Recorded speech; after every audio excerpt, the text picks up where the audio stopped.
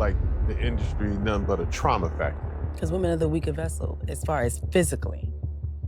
Weaker vessel. So why would you want to intentionally dominate somebody? I didn't know who I was, to be perfectly honest with you. I felt like I was a version of who everybody else wanted.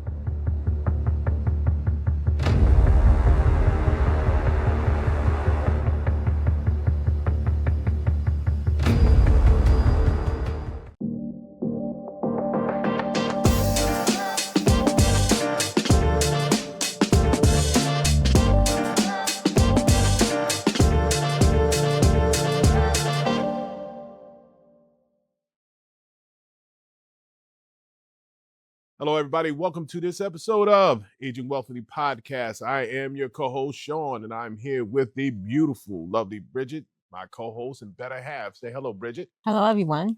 And today we have Miss Shanay Fulton in the house. She's an author. She's a community leader. She's an elected official, and so much more. Welcome to our podcast, Shanay. Hello. Right. So, Shanay, you have a book called Peace, Happiness, Love. But before we get to any of that, I'm going to start somewhere uncomfortable. There was a version of you who had none of those things. There was none of that. Can you describe for us who was that woman?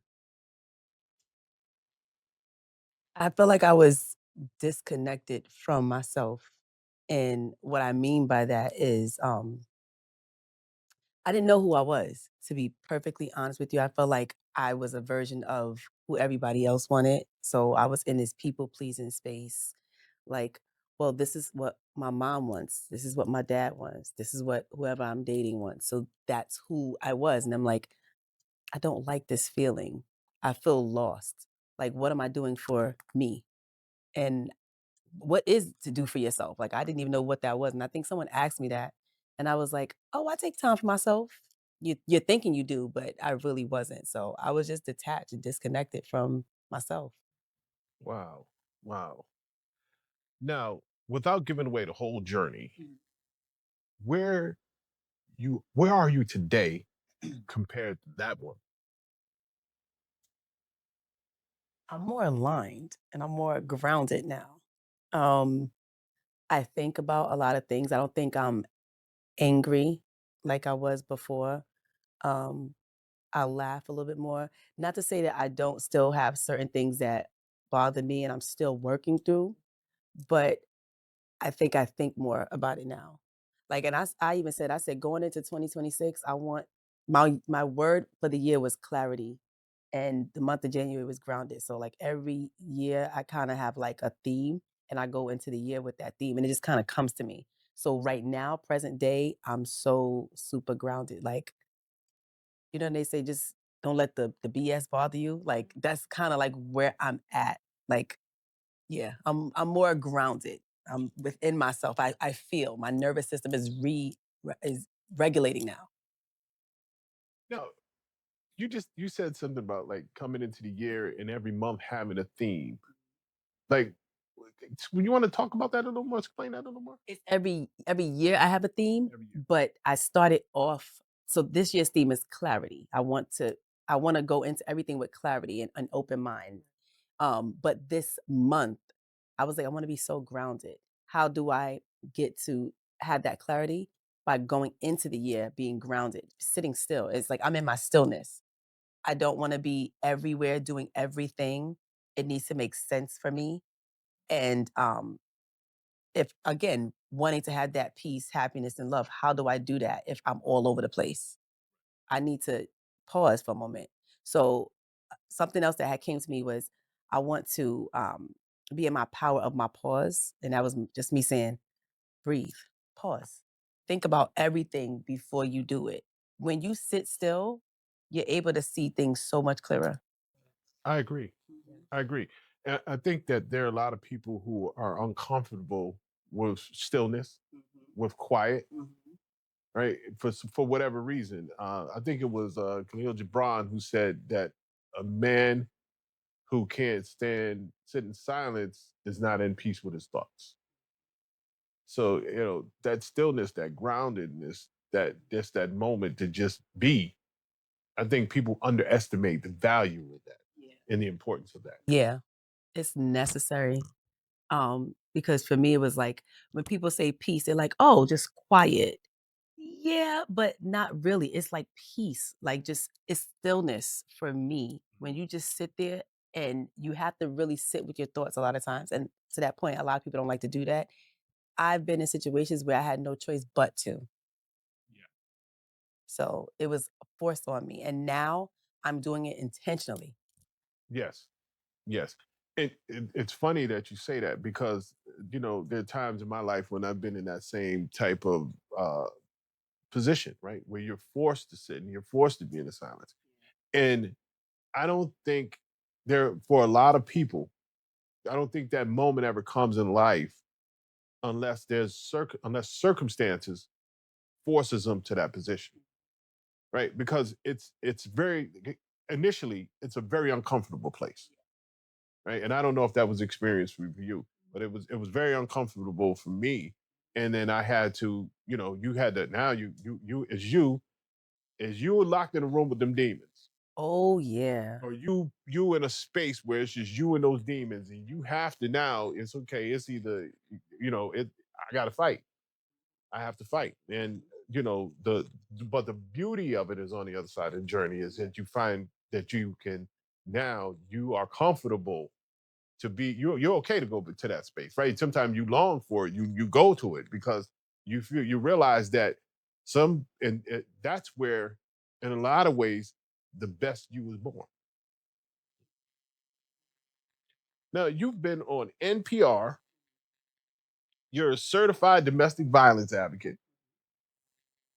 You co-chair the governor's workforce council. You've won awards for community service.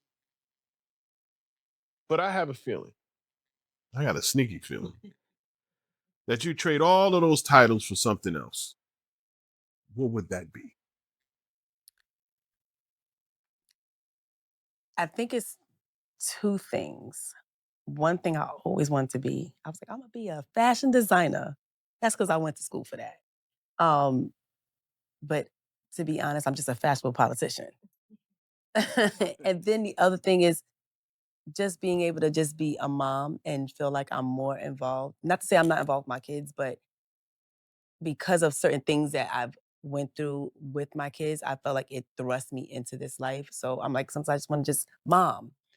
And I can't just always mom because I feel like I'm always in reactive mode, which is another reason why I said stillness. Mhm. Pause. I love that answer. It reminds me that what looks like success from the outside is always what we're actually choosing, well, chasing, you know. So, what is it that you actually chasing? Um, and it's interesting you say chase because I'm in a space where I'm like, I'm not chasing. I'm because I'm like, this is not a race. It's not a marathon. Um, I feel like it's not a game. So I'm like, I'm standing. I'm still. So this I don't feel like I need to chase. I think that things are going to come to me and it's how I'm receiving it. Like, am I open arms? Am I closed arms? My open fist? Like, I think of it like that. So I don't think I'm really in my chasing era right now. I'm in that, yeah, I'm in that stillness. Pause, girl. Yeah. Yeah. And it's funny, like how, and you talked about you wanted to be a fashion designer, but you say you're a fashionable politician, right? Which there's nothing wrong with that, right? I believe in being fashionable wherever you're gonna be.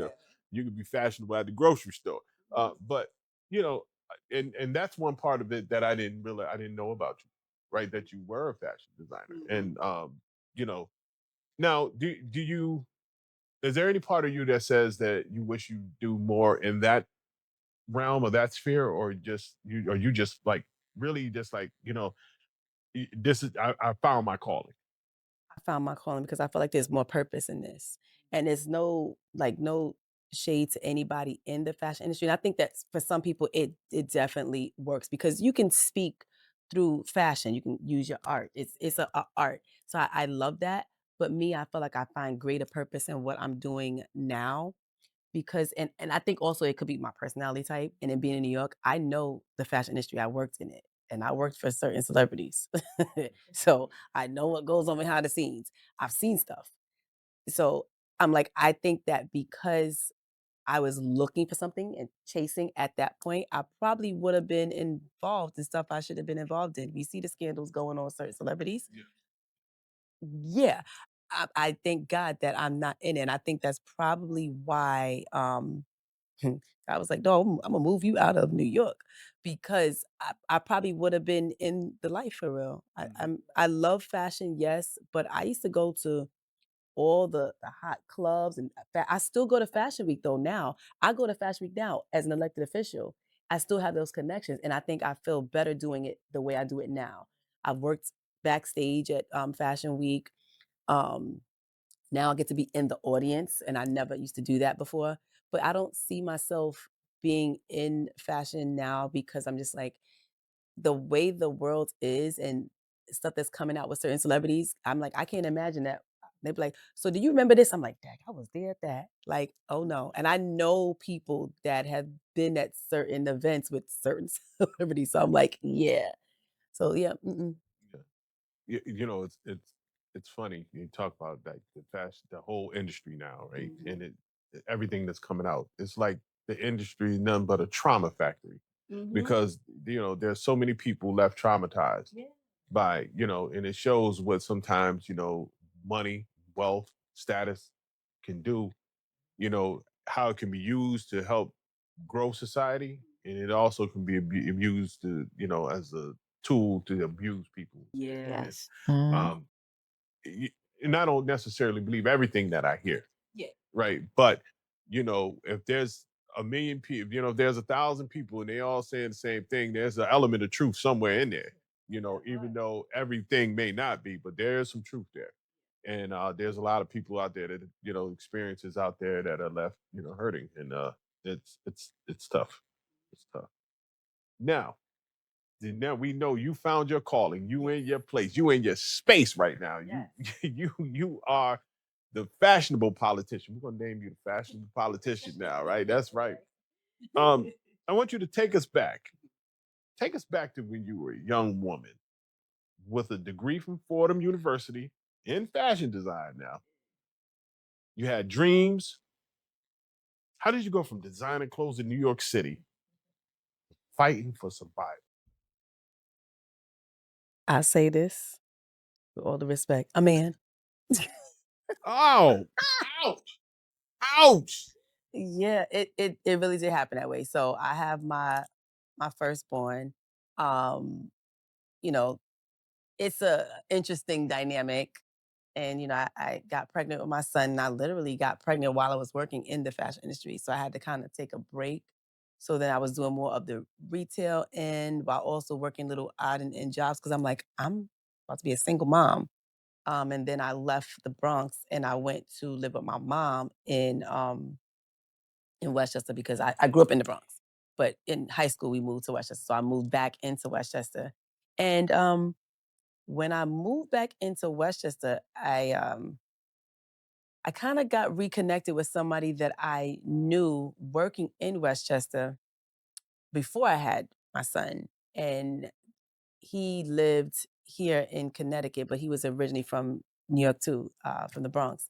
And he was like, I'm gonna help you out. I'm gonna take care of you and your son. I'm like, "Somebody gonna take care of me?" And I really wanted that. I think every young girl wants that dream, like, oh, I'm gonna have my husband, I'm gonna have my kids, the white picket fence thing. And I'm thinking, okay, well, it didn't work out with this one, so it's probably gonna work out with this guy. And I decided to move to Connecticut with him. And my life kind of changed. It shifted because it was very toxic, and that toxicity led to abuse.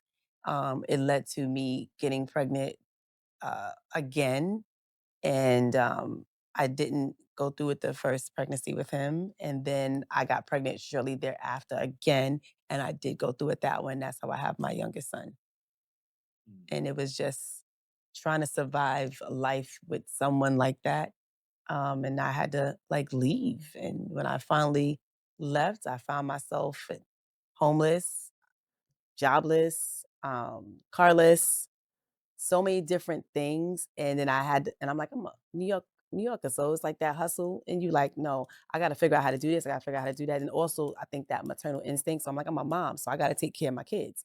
And then also you not wanting your family to know. So I had to fight against not wanting my family to know I'm also a mom, but I don't need him. I got this. And so I started to do all of that. And then just the whole like story and journey of me going through all these different phases in my life and just meeting different people and connecting. And I kind of navigated the systems on my own, just asking people like, how do you know this? I want to be able to do this, and researching. It kind of just led me down this path. That's a beautiful thing, right? You say, God's hand is at work, right? It's the God's guidance, and it's funny because there are a lot of young ladies out there, right? Young and older ladies who are out there and they're going through what you went through. Yeah. And they don't necessarily see a way out. They don't. They believe that, they've been, whether it's been something that, the abusers told them, or the man or whoever's abusing them has told them that they would never be anything without him, or, you know, and yes. And then if they internalize that, then they stay and they stay stuck. And it's like we were talking just about that space, right? To be able to go into that, be forced into that position where they are alone and have to fight that demon, right? You have to end it. You have to slay that thinking, that way of thinking, that whole demon, because I don't know anybody who's ever been better in a situation where they've been being hurt, where you're being harmed, ever, where you're being torn down. You're never better in that situation. I don't care what anybody tells you. You will never be better in that circumstance. You will always be better on your own versus somebody there who's hurting you, no matter what. Don't ever think that. And I like what you're saying, because you're a beautiful example of how somebody can turn it all around, right?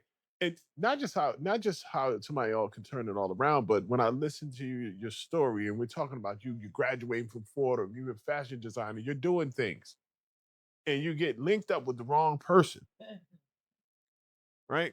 And all of a sudden now you come from here, and they drag you down, right? Bible, I think it's a verse in the Bible says something about not being unequally yoked. Yeah.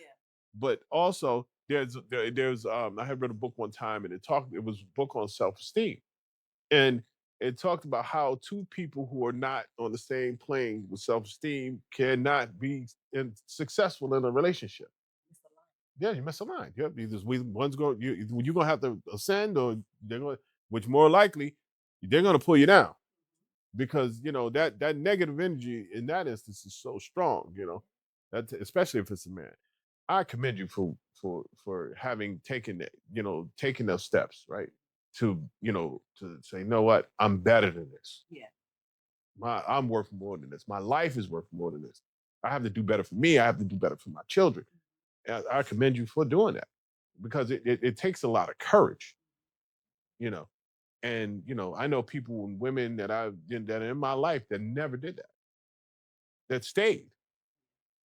And it just it breaks my heart. That's one, that the domestic violence one is one that really gets to me, because I grew up in that environment. And it's like very difficult because you was in a different state from your family. Oh. And you had 2 young children. Yeah. And I didn't even live in this town when it first happened. I lived in another town. And I remember one of the first times it happened, I had to get my family involved, because I was like, what am I going to do? So it's like the court's kind of telling you, you got to tell somebody. So then my family did come up, and I was so embarrassed to have to tell them. And then I think they took my oldest son. They didn't take my younger one. And so my younger one was with my ex's family. And that's a whole nother ordeal. Like, that's a whole nother ordeal. Um, and I had to figure out, well, what am I gonna do? And then that's when it got worse. So the last time it got worse because both of my children weren't even at home when it happened. They've seen it, yes. And they were really small, but it's almost like I was isolated. So I didn't have my family. My family said, "Oh, we're here to help you." They were going to take both of them, but he was like, "No, this is my son." So my youngest son was in a whole nother country. He wasn't even in the US. And then my oldest was in New York with my family. And so, one thing led to another, and a couple of arrests later and hospital visits later, and that's how it happened. There are a lot of people that hear domestic violence, and they think they understand it. But there's what people imagine it looks like, right? People always have this idea of you ain't been in it, you don't see it, you don't know.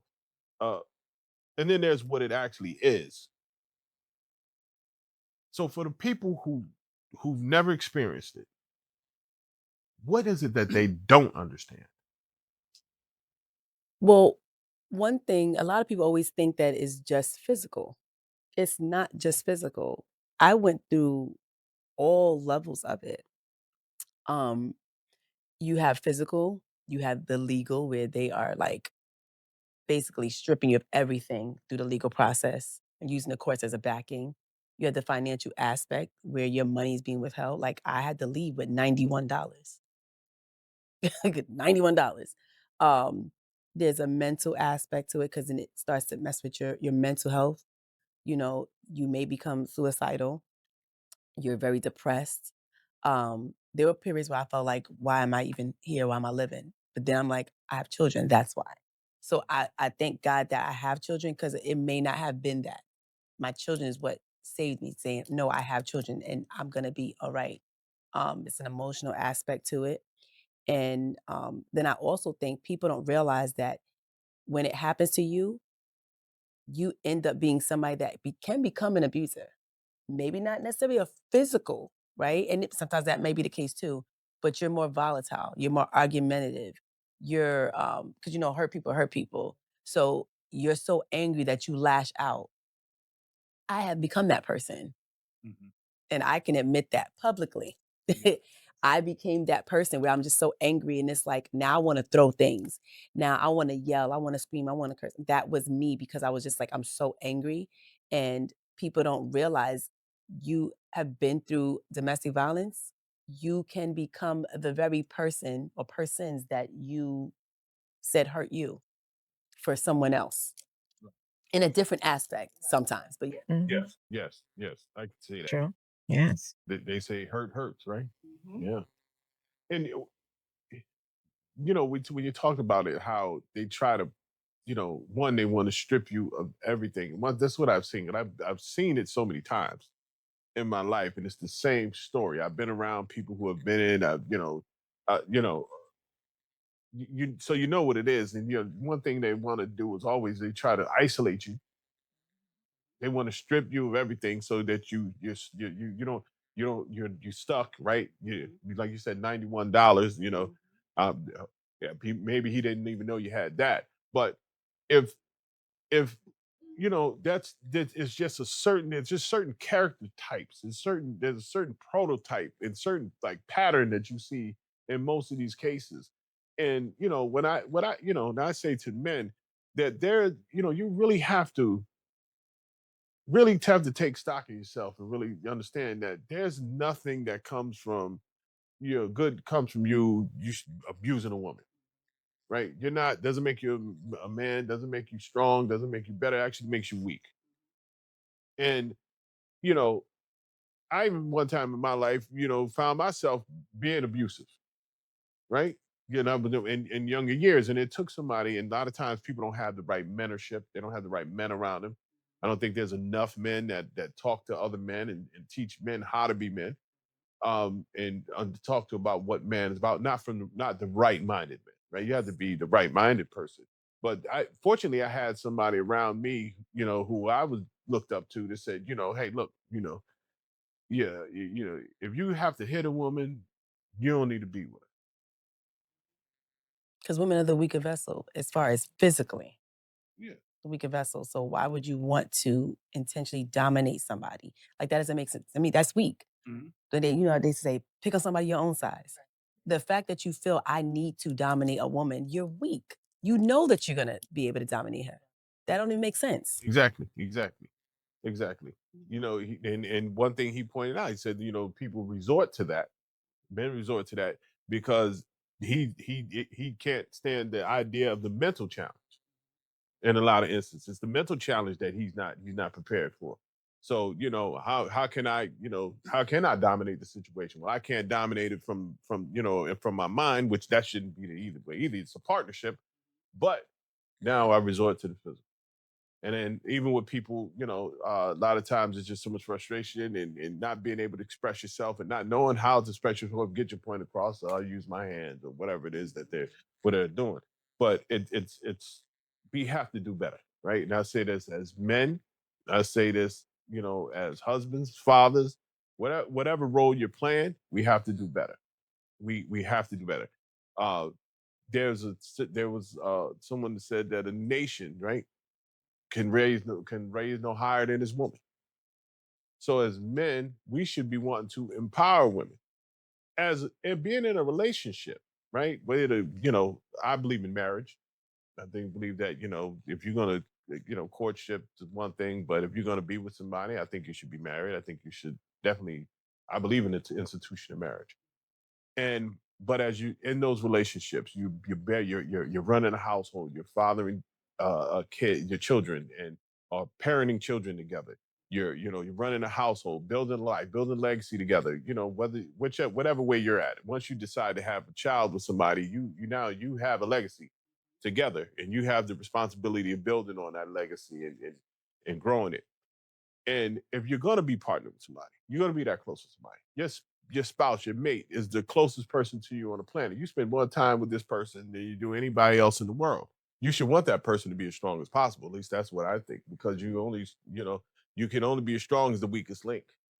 So I definitely would want that person to be as strong as possible. We should spend time building each other up rather than tearing each other down.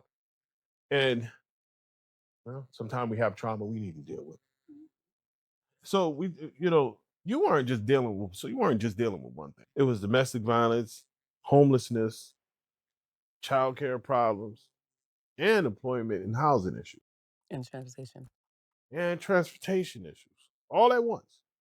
How do you even function in that? How did you that was a lot to bear. How did you do it?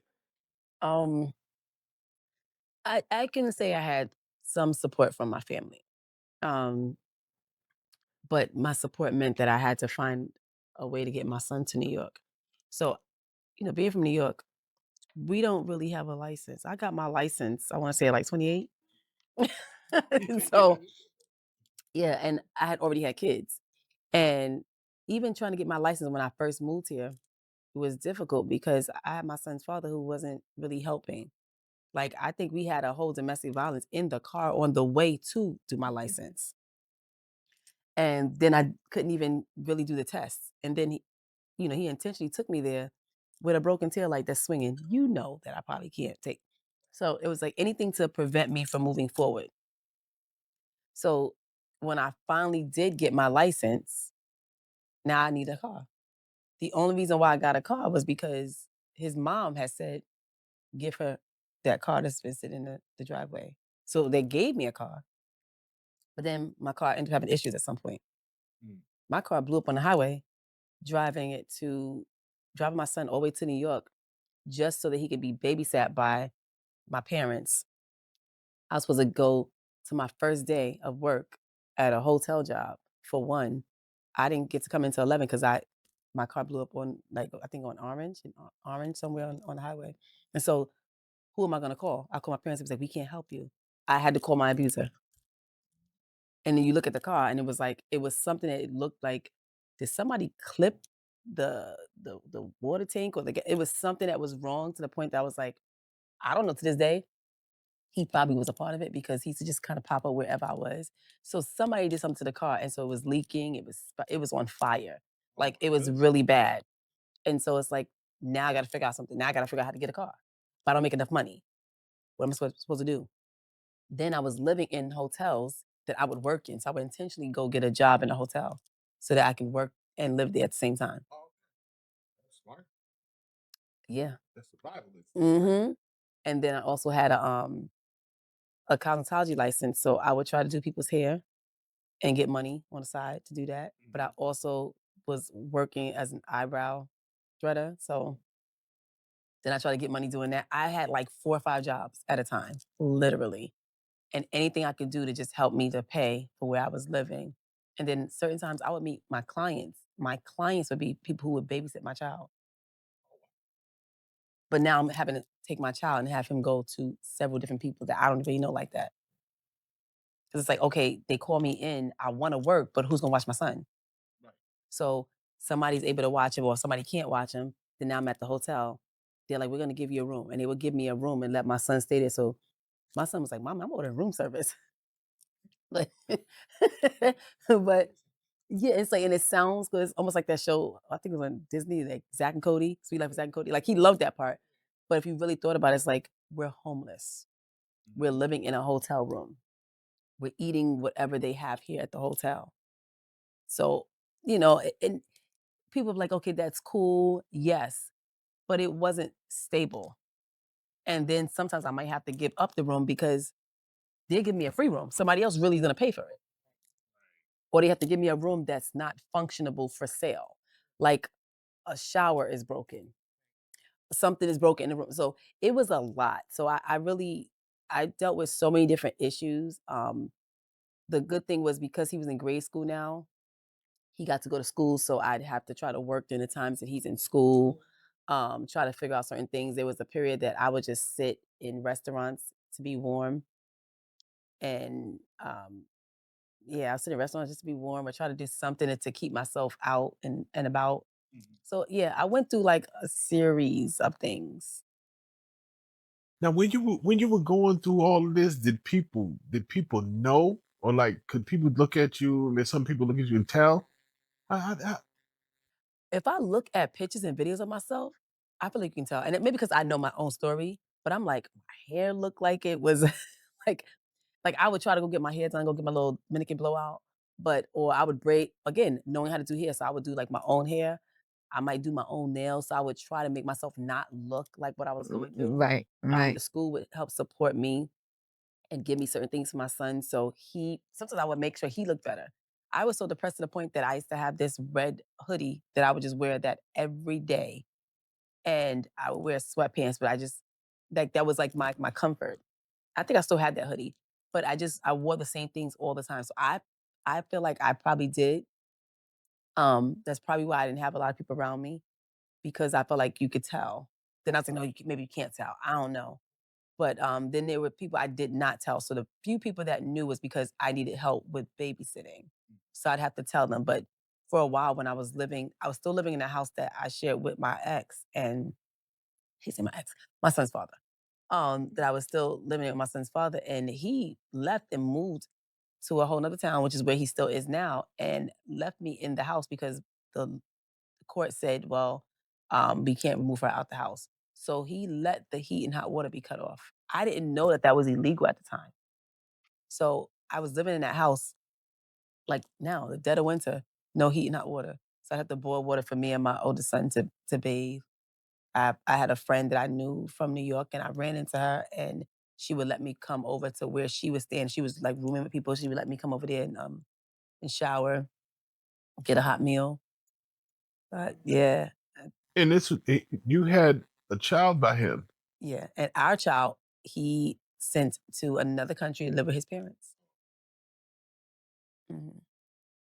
So Shanay, I think so many women, especially our masters at holding things in, or holding things in, so they look better on the outside, yeah. covering up. Do you think pressure to look? Do you think you felt pressure to looking like you had it all together or all under control? Yes. I would say because perfectionism. I wanted to look perfect. I wanted to look like I don't have any problems. I didn't want the I told you so.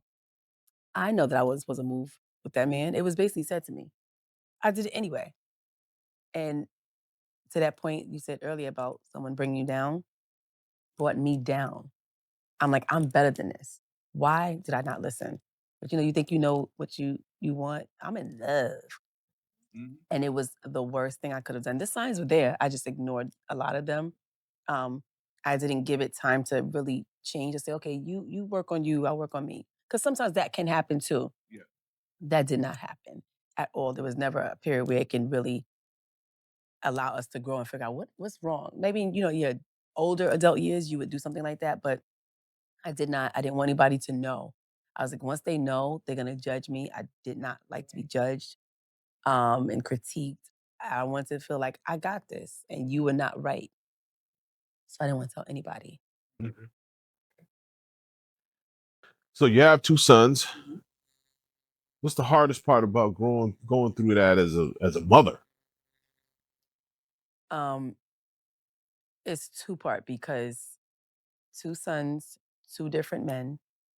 One I have full custody of. The other one I had joint custody. So he had rights. He was just stripping me of mine and using the court to help do it.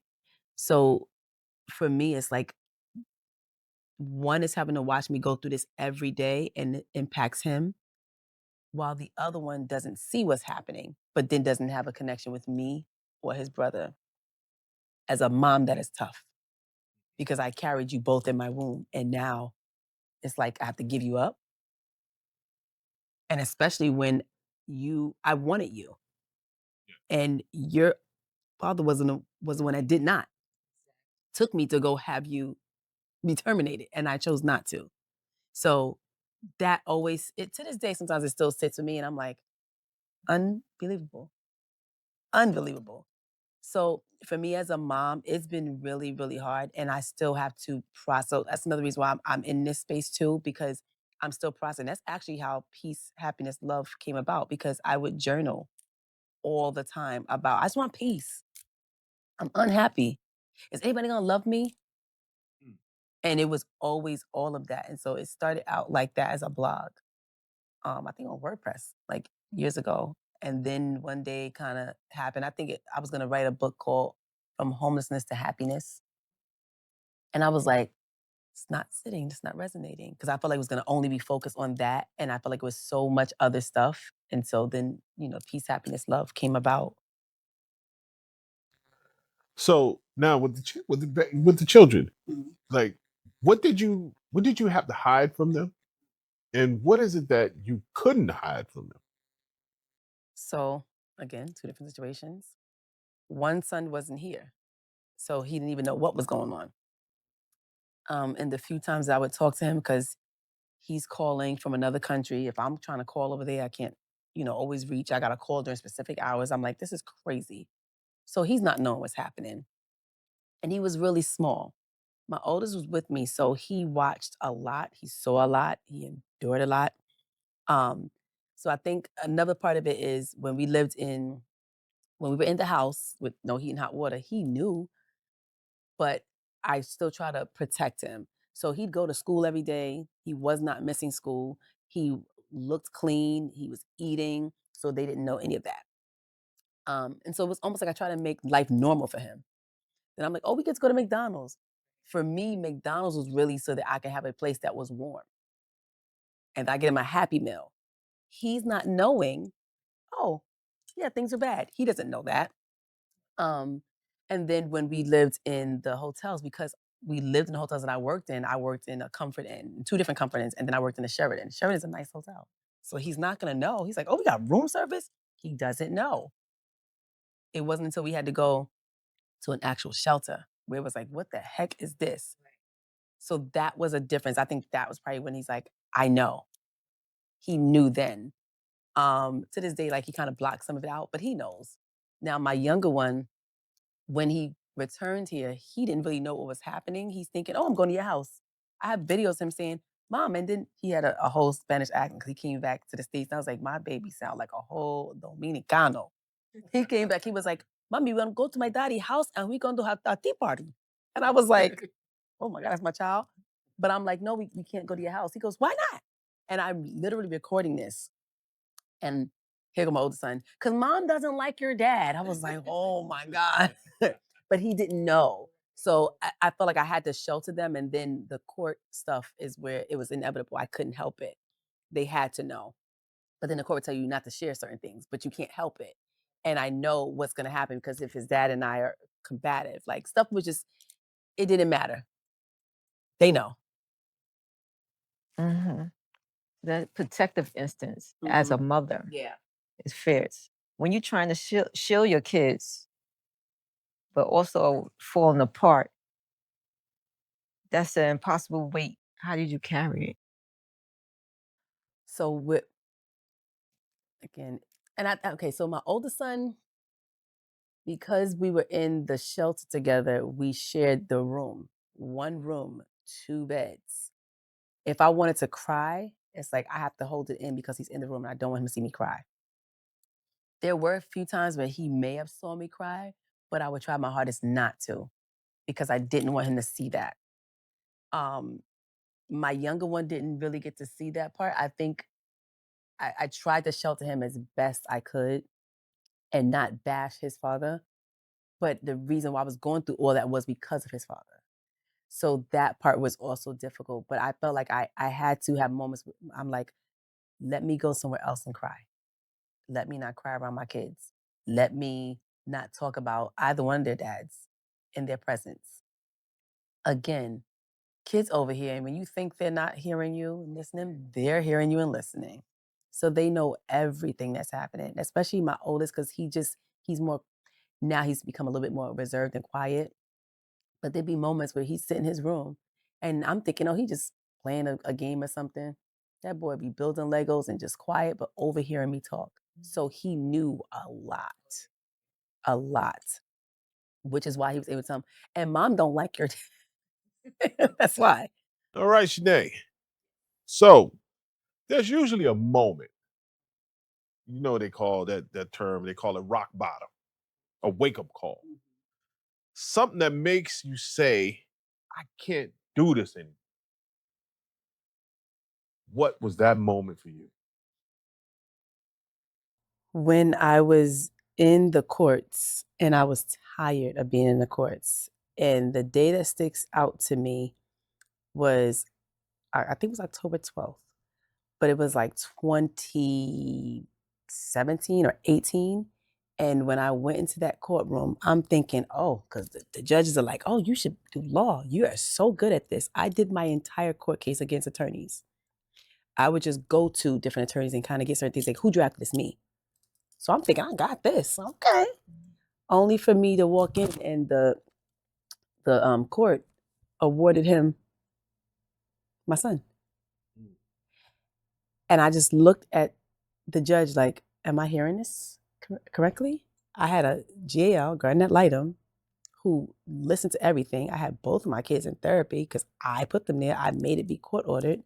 My oldest is doing the most talking and sharing. My youngest is like, I don't know. But then would start to talk because he's like, well, I want to tell stuff too. Their stories were corroborating and they're in 2 separate homes. And I had a court watcher, somebody like they were like a lobbyist or something. And then my stepdad came up from New York a few times, and my friend at the time who helped me. And I remember like walking out that courthouse, like, I'm not gonna cry. And she kept saying to me, are you okay? I was like, mm-hmm. And I didn't have a car. So I'm waiting at the bus stop in downtown Meriden. And I'm like, I'm not gonna cry because I don't know if he's driving by, if his attorney, anybody, and they just see me bawling. Nope, I got this. I'm okay. And I said, and then what am I supposed to tell my son, my oldest, when I get in the house? Only for me to get in the house and I'm sitting there and talking to her. And my son walks in and says, we got Joshua. And I said, and I broke down because I was like, oh my God. And I had to tell him no. And he was like, what? He was angry and went in his room and just shut down. And that was the day, to me, I felt like changed everything. And I was like, I can't do this anymore. I give up. I'm not doing court anymore. I'm done. I'm not doing any of that. I'm not going to fight. What is the point? There's no point. Nobody's listening. I'm not heard. I'm tired. And I also said, I don't like these laws. I want to change them. I'm not being no attorney. But I took my LSAT twice, not doing it. I was so angry. So I think for me at that moment is when that made me say, I'm done. And then people started saying, oh, we want you to come and share your story. So when I shared my story down in Harbor Park, and it was after there was another case here that was domestic violence and a custody battle. And what happened here, I got asked to be a keynote speaker at their walk, and I did, and I shared my story, and it's like from there, the trickle effect. So for me, that was like my wake up call. Start telling your story, share, and I shared it at something else in New Britain at that time too. So that was a wake up call for me to go into that courthouse and expect one outcome, and it didn't go anyway like I thought it would go. Not even in the slightest. So, I know we getting all up in your business today, right? I'm fine. So when everything is broken, you can't fix it all at once. Yeah. What was the first thing you decided to focus on? And why? Why was it that thing?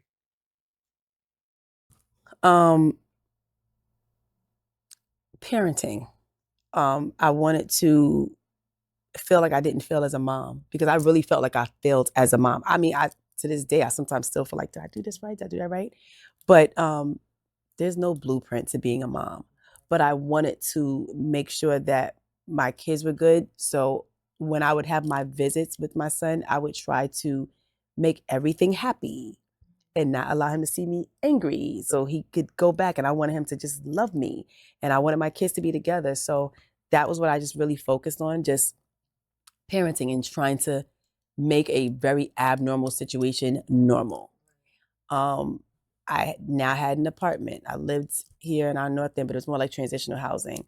I ended up getting a car that had nothing to do. Actually, no, that car did have something to do with my, So that car actually was attached to my ex as well, but I had a car. But I felt like, let me try to normalize things as much as I can, even in this abnormal space. So that's really what I just try to do. Just try to be a better mom and try to make it so that my kids are like, well, mommy loves us. And then hoping that things would change. And that's really it. Now, when you were making this, you had this moment. You said, that's it, right? I'm done. That's it. And the adverse reaction from the court, or the adverse decision from the court, is what caused that. You said, that's it. I gotta do something different, right? When you made that decision, and when you struck out to make those changes and make those changes in your life, did you have people in your corner, or did you feel like you had to do most of it? You did most of it, you had to do it mostly on your own. I think I did mostly on my own. Like I said, I did have a friend at the time who she was supportive and she was there, but it's not the same one because her not being a mom, I didn't feel like she could always relate, but she loved kids. So it was that part. And then it's like, if she wanted to be able to have her life, a lot of times I'd be upset because I'm like, well, she wouldn't have a life. I'm like, you're supposed to be helping me. So there was a lot of that, but yeah, like I think I lost my train of thought. But yeah, I feel like I really just wanted to try to focus on parenting, like the most. Just really focus on parenting and trying to figure out what can I do better so that I can now get myself out of poverty, because now I'm in poverty still. I'm like, I want my son, I want both of them here, but what can I do to make sure that I'm in a better situation? So, I'm like, let me try to get a better job. Let me maybe go get a job training so I can make more money. Granted, having a degree, but still feeling like it's not of use. So I feel like I did try so many different things to help better my life. And I mean, and proof is in the pudding. I mean, today, right? Yeah. Now, your friend, so what did she do? What did your friend actually do that helped versus what other people thought was helpful but wasn't? Well, the fact that I couldn't even go back home to New York to live with family. So my father, he still lives in the Bronx. He's like, you can come live here. And I was like, I don't want to be in, the apartment. Like, I didn't want to. And I didn't feel like he had the space. It wasn't the environment I wanted to be in anymore. I'm like, why did I live in the hood? And I'm like, I didn't want to, go back there. My mom and my stepdad wouldn't let me go back there. I didn't really have the best relationship with them. So it was like, well, now I got to figure out something else. So this friend, wherever she lived, she would, like I said, in the beginning, she allowed me to come over there and take showers, me and my son, and she would cook for us. Then when she lived somewhere else, sometimes she would let me go hang out at the house that she ended up moving into again with the people she lived with. So she let me go over there and hang out a little bit. If I needed somebody to babysit, she became basically like my living babysitter. So I didn't have to worry about, I'm like, I trust her. I'm going to leave my son with her all the time. She's like, oh, you got to work, best friend? Oh, hey, cool. And I would go to work and my son would just stay with her. And I was like, that's what I needed all this time.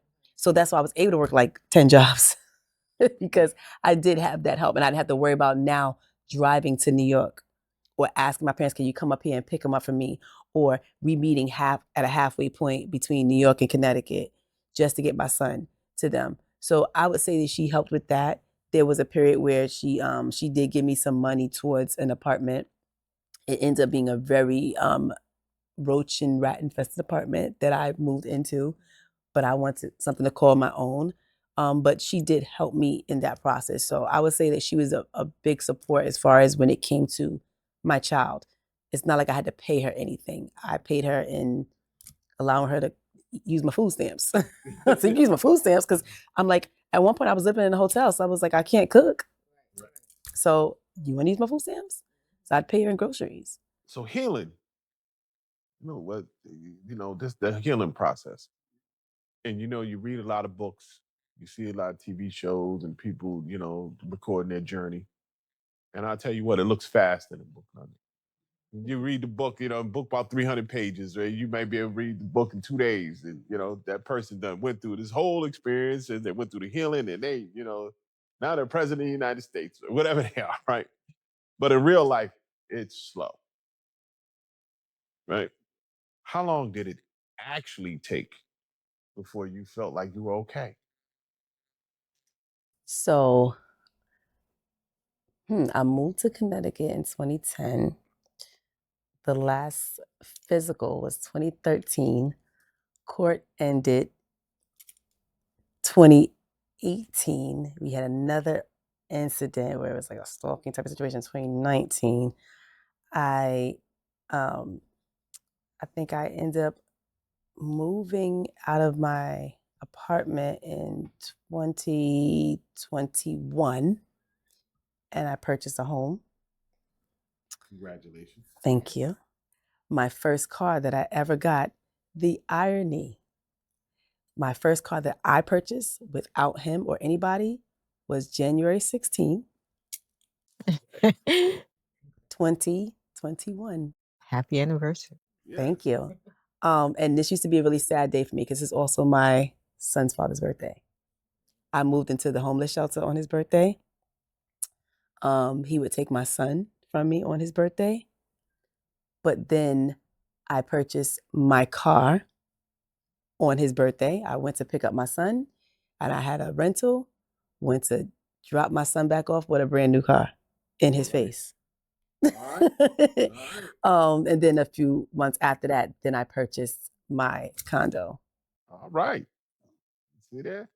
And now you on January 16th, you on our podcast and you about to be a star. And it's so funny. I always say, I'm like, it used to be a day where all I would do was cry.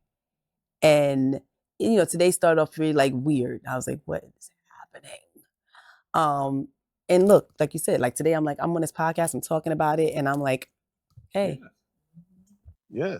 And able to communicate well about it. And so to let you know that there's some healing that took place, right? There's and it's a process, but you seem to be well along in that journey and that's beautiful. God's blessing you. Thank you. So you got involved with community organizing, the North End Action Team. What else is there? Domestic violence advocacy. Was that part of your healing or did it come after you healed? I would say the domestic violence part was probably part of my healing because I wanted to just be an advocate for domestic violence. Like I just only wanted to talk about that. And for me, it was a way for me to keep sharing my story. With the Northern Action Team or the NEAT office, they're part of my story because when I had to get placed into a shelter, I had 211 that I called, and 211 sent me there. And I met with Connecticut Access Network. And the advocates there were like, we're going to put you in the shelter. I was like, you're not doing that. I ain't going to no shelter. So that's how I learned about the NEAT office. You fast forward, I went through that whole period in that shelter, come out, they placed me in housing here in Middletown. And one of the board members, who was also an officer here, was like, come to our community meetings. I started going to the community meetings down at the Green Street Center. I'm sharing certain things, not realizing that same officer would be on my case at one point. And then he remembered me from that. Hey, we have this youth program that we would love for you, because you work at the high school. I ended up getting a job at the high school. You work at the high school. I was like, okay. And because I knew some of the students being at the high school, some of them wanted to be part of that program. So I end up now being a youth director for the youth for the same organization that I had to work with to get placed into housing when I was coming from Meriden to move to Middletown. Wow. And the person on the board was an officer that was on my case. Wow. Yeah. Full circle moment. Yeah. And, some people would call it coincidence, but I don't believe in coincidences. Divine intervention. That's right. That's exactly what that was.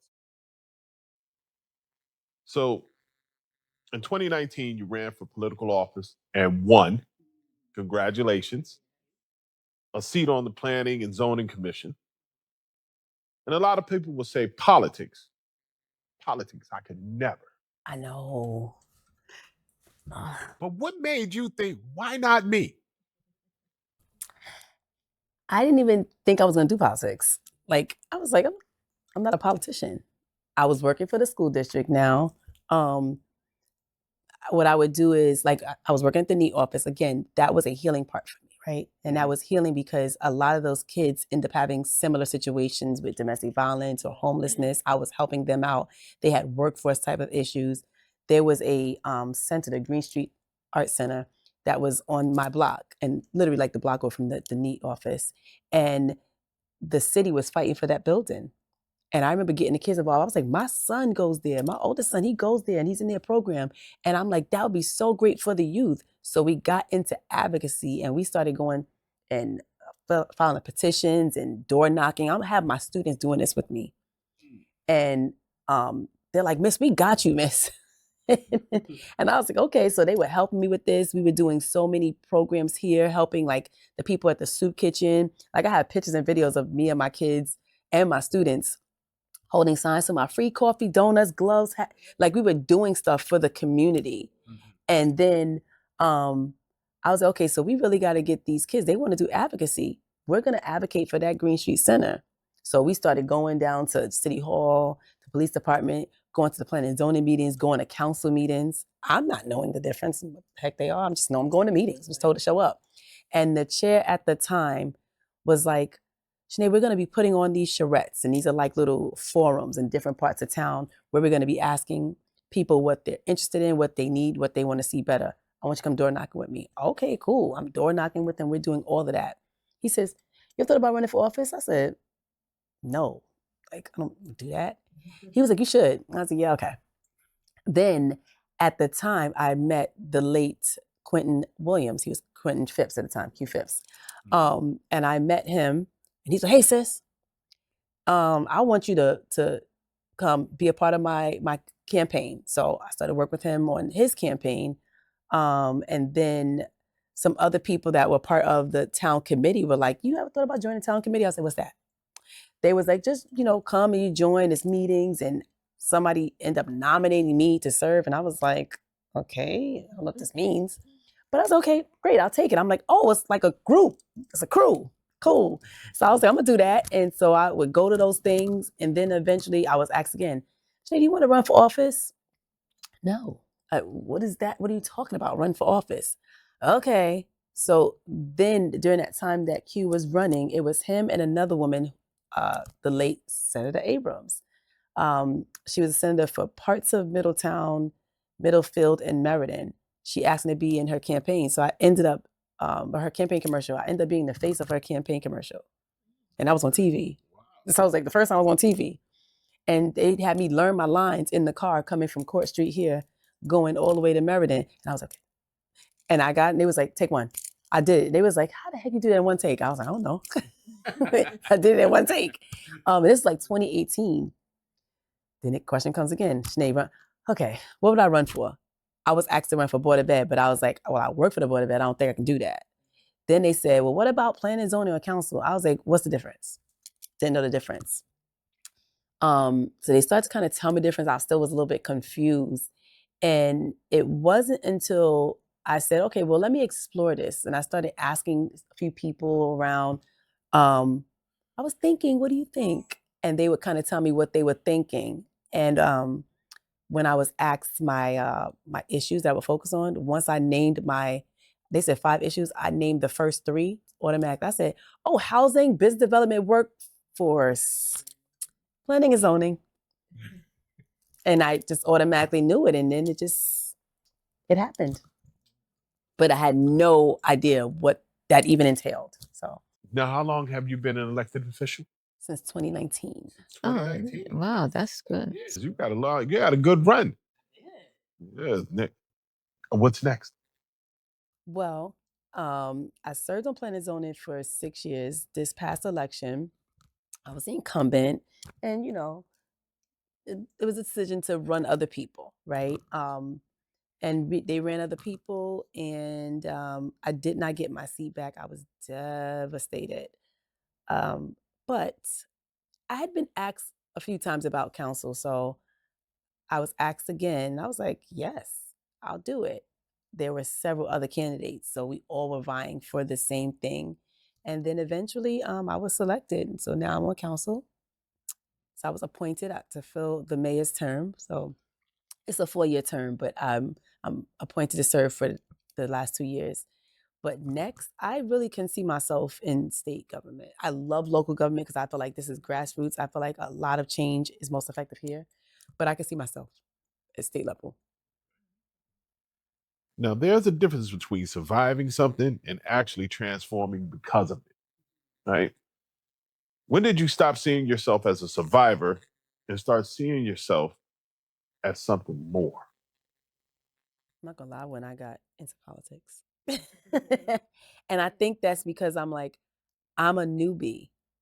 I didn't go to school for political science or any of that. It was my lived experiences that got me there. The moment I started to open up and share my story, because it's power in your testimony. And the more I did that, and I sat at tables with legislators, I sat at with state reps, Congress people, the governor. I've been doing this since 2017. I was doing a lot of that. But 2019 is when I got elected. But I realized, wow, I'm not a survivor, I'm a thriver. I remember somebody had said something like, you're thriving. I said, oh, it made sense to me. So I'm like, I'm not trying to survive anymore. And that aha moment where it was like, I lost my child. Yeah. Now this is how I'm going to fight back. I'm done. How Mary said, I've done enough crying. So I was like, I'm done. I'm done with crying. I want to go to law school. That didn't work. I don't even like these laws. There's too many gray areas. I know that this was the right law, and this attorney going to tell me, oh, I'm good. I'm all set. Now we need to change the laws. So the moment I started working with other legislators and other people, it was like, yes, this is where I'm supposed to be. Now I'm thriving. I'm not just surviving anymore because I'm helping to affect change. I'm changing certain laws. I see the gaps. I see what's missing. I see where there's so many gray areas. I'm tired of that. We don't need any more gray areas. It's either black or white. Yeah, I guess to an extent it can be, but I'm tired of that. And I feel like the family court system is so gray area and it's irritating and that bothered me. So I was like, I'm over it. I'm not trying to survive this anymore. I want to thrive. I want to be remembered for something. I want a legacy where it's like, yeah, she made change. Yes. Yes. Your book. Let's talk about your book. Your book is called Peace, Happiness, Love. If someone is watching this and they have none of those things right now, none of them, which one should they chase first? Why? Because when you sit in your stillness and you have peace, you're able, like I said, to have clear vision. You're to say, okay, this is what I want for my life. You can't have love if you don't have peace. If you don't have peace in your life, you're going to destroy everything that you love or you're aspiring to love. Then with the happiness part, you're not going to be happy until you have peace. It's chaos. There's no happiness in chaos. So you have to have peace first. Once you have that peace, it's like, ooh, I'm okay in this space. Everything's okay. Then it's like, oh, I'm happy. Oh, wow, this is what it's like. Oh, wow. Then you start to exude it. What you're feeling, it starts to come out on the outside. Then now you can attract, instead of chasing, you can now attract what's meant for you. And it's like, oh, I can attract somebody who's going to love me. But also when you're happy, you're going to end up loving yourself first. And so when you love yourself, it's like, that shows. They're like, I want that. I'm magnetized. I'm drawn. That shiny thing. I want that. Right? Granted, that could be a bad thing too, because people's like they're attracted to your light, but it's like there's something else that's within them, they don't have it. But the flip side to it is if they see that and they're drawn to it, it means that you are exuding it and they want what you have and they want to be connected to it. Yes, there's nothing wrong being connected to it as long as you're not trying to pull from it and drag it away. Because like a lot of times, I as women, we're healers automatically. And I know that I'm somebody that wants to try to heal other people. But if I didn't have that peace within myself, I wouldn't have been happy. And if I didn't have love for myself, I wouldn't have been able to give it. Right. Okay. So you talk about doing the inner work for someone who's never done that, right? There's a lot of people that have never done it, right? What does the inner work actually look like? That inner work for me, I grew up in church. I'm not a church girl now, not a Bible thumper, but it's still already there, right? So I did use some parts of it because you take certain things, take what resonates. So for me, it was having to sit with myself. Like when I was homeless, I had a room. And so it would just be me and my son in that room together, or if he would be in the common area, everybody else is just me in the room by myself. Or if I allowed him to stay out, I had to stay there. But if I allowed him to stay out, like at a friend or in New York with my family, I'd be in that room by myself. Who else you gonna talk to? So you talk to yourself a little bit. You write, you journal. It was a release. I did do therapy, and it sometimes I felt like the therapist would work, and sometimes like no, because you feel a little bit closed off. But it was that. Eventually, I got into a space where I want to say in the past few years, I ended up having a life coach, and she was more of like a spiritual life coach. So she helped me to feel like I'm being connected with myself. She helped me with tools, and that first coach I actually had, she became my book publisher. So I met her in the book space, but then we started to kind of talk, and it was like, okay, you're gonna need this coaching part. So she helped me with certain things, and she helped me to process certain traumas, which also helped me in the love area. And then we said, okay, we're done there. Let's focus on the book. Let's channel it. And so then we did that. And then eventually I got another life coach, but she helped me more on the spiritual side. And it wasn't like Christianity type of spirituality. It was like um, elements. And I'll be honest, people like, you're into Orishas? Yeah. I'm into like the gods and the goddesses because I understand this. I look at it from a lens of ancestral work. And so that was a lot of that for me. I started to want to get connected with even my roots to understand where do I have all this coming from. So you can't fix what you don't know. So I want to understand, why do I have anger? Why do I attach myself to these type of people? What is it? So that was a lot of sitting with myself, therapy, life coaching, the Bible. Yeah, there were books that I would kind of flip through, but yeah. And then I guess, when you kind of sit with yourself and you get connected to higher power, then you God will put the right people in your path that you can feel connected to as well. So if someone who's watching this knows a person going through something like what you've been through, what should they do? You have to really learn yourself. You really have to do that inner work. And I know it sounds so cliche, but it's not. Like that inner work is so imperative to your growth. Like you're gonna be so stagnant, is the depression is just gonna show on you. Everybody's gonna be able to see it. When you think that people can't see it, they see it. People think depression is just suicidal. It can be, right? But they think it's just that you could be smiling and dying on the inside. And it shows through how you dress, it shows through your skin, it shows through your actions. And so if you don't say, I need to take this time to really, like, I need to shut up. I'm saying this, I need to shut out the outside noise. Like, I don't want to hear from anybody right now because I feel like everybody want to give you a piece of what they want you to know. No, like, only voice I need to hear right now is God's voice. God is within, right? I need to hear from God, talk to me. And I have to sit there a lot of times and I'm like, okay. And then trust your gut. What they say, intuition. So now, what should they absolutely not do? Ooh. I don't necessarily want to say listen to everybody, but listen to everybody. It's like I say, it's like a gift and a curse.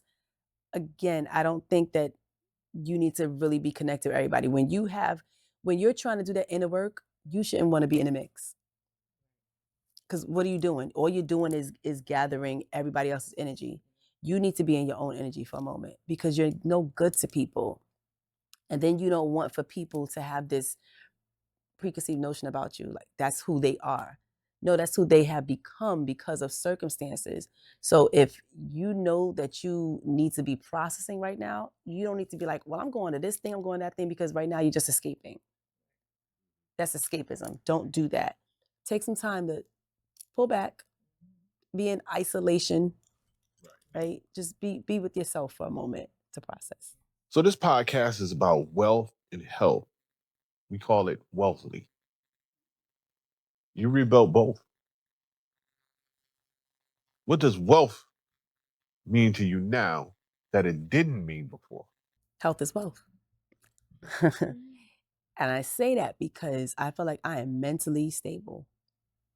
I can admit I probably was not mentally stable before. Now I have a sound mind. Like again, the fact I'm even able to speak about this stuff without crying, not to say there's a problem with crying, but I think before I just be talking about it and I could even get through like the first couple of sentences without crying. Now I'm able to speak eloquently about it and really share, and I think for me now it's like that's my wealth. Like I'm healthy now. I'm mentally healthy. I'm rebuilding my financial. So there's financial wealth that I'm rebuilding. My spiritual health. I feel like my spiritual health is on 100, but like spiritually, I'm in such a different headspace that now I can speak from a lens where I don't feel like I'm just regurgitating what was taught to me. Right. I can really say, well, let me break that down for you a little bit. Absolutely. And so now that to me is wealth. It is your mental, because again, when your mind is going, like they say, you could be brain dead, right? Your brain is going, your mind is going, you're no good. So get that mental in order, and then everything else is going to flow. Absolutely. And when you say that, like you're in a space, you could talk about it. I was taught some years ago, said that when you understand, you have an understanding of your journey. And I used to time in my life, I used to do a lot of reading and this and that. And I said, you have, one of my mentors told me, he said, you know what, you have a lot of information. He said, but you're just going to take some time and you're going to have the information that you have in, and you're going to have to wrestle with it. This term he used. He said, you got to wrestle with it. You got to, you're going to wrestle with it a little bit. And then you'll begin to get an understanding of what it is. And I said, well, how will I know when I have an understanding? He said, when you could talk about it without the use or having to consult books, notes, anything, you could just sit back and just talk about it for periods on length at length. That's when you'll know when you have achieved a level of understanding of what it is that this information that you retain. And that is so true. And I listen to you talk about, your experience here and how you just recalling it and talking about it. And it's beautiful. And I can tell that some people think they've reached healing, right? And they think they've reached that transformation point. And they talk about their experience. And like you said, there's a point where you come and you can't talk about a couple cents, and there's the recollection breaks you down. Once, I can tell that you definitely spent some time in that space that you're talking about, because when you talk about it, you're able to talk about it, you're able to bring it up, you talk about it freely and openly. That shows healing, Yeah. right? But a lot of people, they won't be able to talk about experiences like that because they haven't fully yet processed and healed, went through the entirety of the process. And I see that in you. And I think, I commend you for everything that you've done, everything you've been through. And I think God has definitely blessed you. Now, before we end this, we got to hit our rapid fire section, and then we'll be ready. All right. So I'm going to ask you a few questions, and just give me the first thing to come to mind, right? First answer to come to mind. No pressure here. It's the first thing that comes to mind. There's no pressure. Do I say it and then explain? No, you can, but we're after. We can come back and get this. But I want you to get your first. Actually, you can explain after you give it. You can explain, but I got to get the first thing comes to mind. And no, there's no pressure. Just know that I'm judging everything you say. Now, you ready? A book that changed your life other than your own. Bible. A song that got you through the hard time. That's going to be a mixture because everybody know Mary. Mary and gospel. Morning routine that's non-negotiable. I need my hot cup of coffee. Best advice you ever received.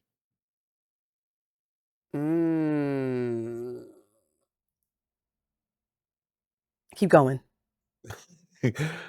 Worst advice you ever received. Give him another chance. What do you do when you're stressed that most people would find surprising? Now, baking. What's still on your bucket list? International travel. Fill in the blank. I wish I had learned earlier that I'm not too much. If you could go back and talk to the woman that we described at the beginning, the one with no peace, no happiness, no love, what would you tell her? You weren't doing too much. You were misunderstood. And yeah, you weren't doing too much. You were misunderstood, and you are going to do really good things in your life, and you're going to do things that you probably didn't expect that you ever would do. Wow. All right.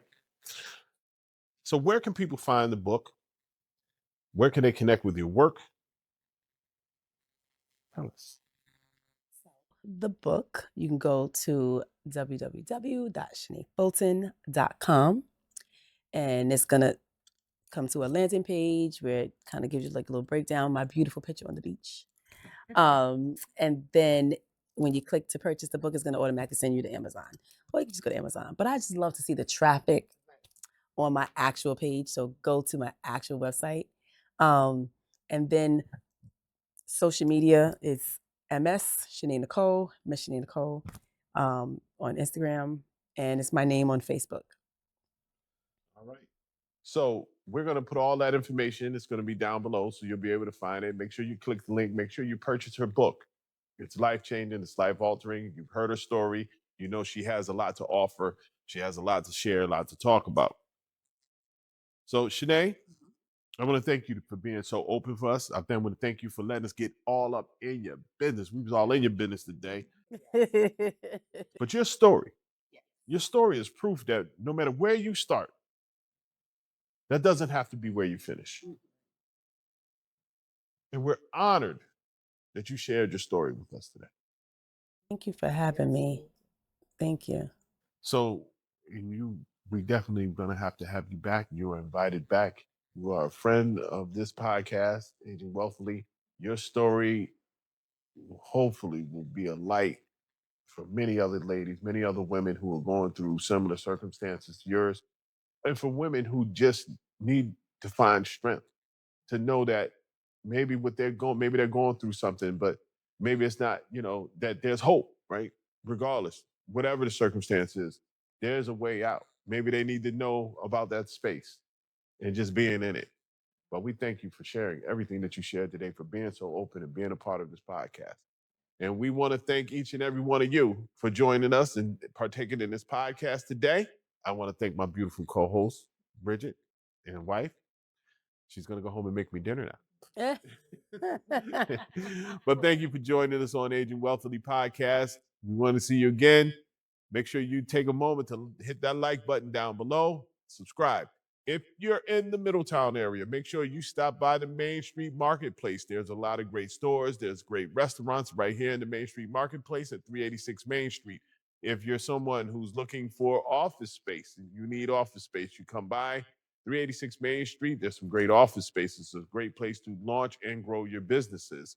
If you want to know, want to find out where to look, is go to Stone Point Properties. They will accommodate you. Thank you all for being a part of this podcast, and we'll see you on the next episode of Aging Wealthily. I want to be honest with you for a second. I've sat with people at the end of their story, held space for the regret in their eyes, listened to the silence of things left unsaid, plans left unmade, lives half lived, because somebody, somewhere, had convinced them that it was too late. That stays with you. And I made a promise, not just to them, but to myself, to Bridget, to every person who finds this podcast at 2 a.m, wondering if there's still time. And there is. You're not too old. You're not too broken. You're not too far behind. You're exactly where you need to be right now to build something beautiful with whatever comes next. But here's what I need you to do. Don't just listen and move on. That's the old way. That's what got Miss Dorothy to 78 with an empty bank account and a broken heart. Subscribe right now, not later, right now. Follow us on Instagram and TikTok. Search Aging Wealthily. Send this episode to one person in your life who needs it. One person, that's all. Because the life you want doesn't build itself. And neither does this community. We don't just grow older here. We grow richer in every way that matters.